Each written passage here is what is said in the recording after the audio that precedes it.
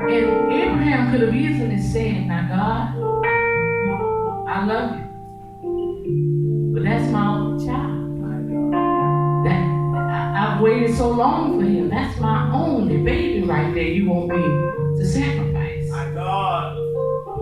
But instead, what Abraham did, Abraham went forth to sacrifice his son because there was no limit on what he was willing to do for God.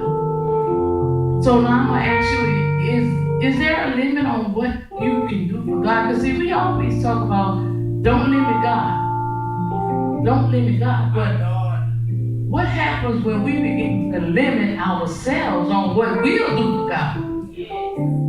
I tell you, it's something to think about because, as I said, Abraham could have easily said, God, I love you, but I can't do that. But because Abraham believed in the God he served, see, you just can't serve him. You got to trust and believe in him. Because if you trust him and you believe him, then things going to happen that you could never begin to imagine. Just like tonight. Elder said, she said, Vanessa wouldn't have, she told you right. I wouldn't have opened my mouth and to be standing here with a microphone. But what happened was when God spoke, I had to ask him, I said, God, is it me you're talking to? Or are you sure I'm the one you want? I know. He said, God told me. He said, my child, if you do what I call you to do, there's nothing you have to worry about. I got your back. I said, God, if you said it, I believe it, and sure enough, that settled it. And I went forward. Now, what I went forward to do was a 30-day prayer line encouraging women from all walks of life for the journey that they were about to face, to go through. And at the end of that, God said, no, that's not the end. He said, I want you to incorporate the men into this thing. I said, God, you sure it's me you want? He said, yes, I got it right. I don't make no mistakes. I said, you're right, you don't make no mistakes.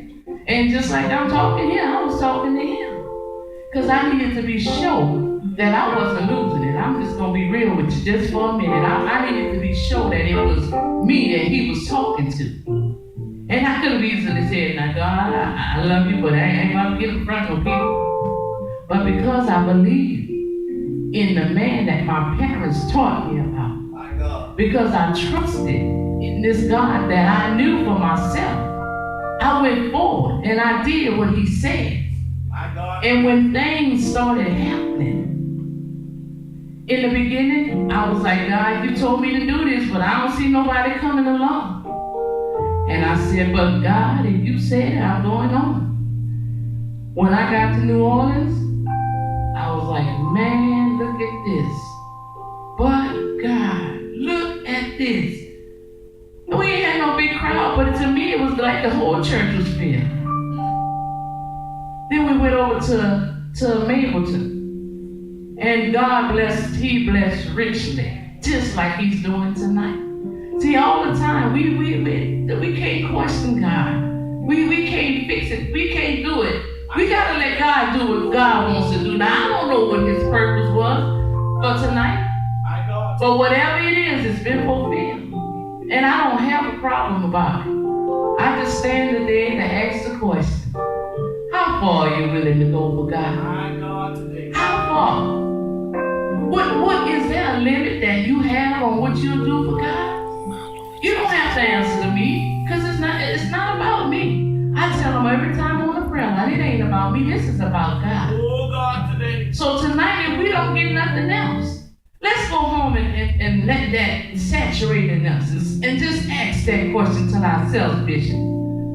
Ask ourselves, do I have a limit on what I do for God?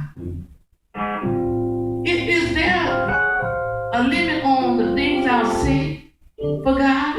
Is there a limit on the things I'll do for God? Ask yourself that question. and you and God talking.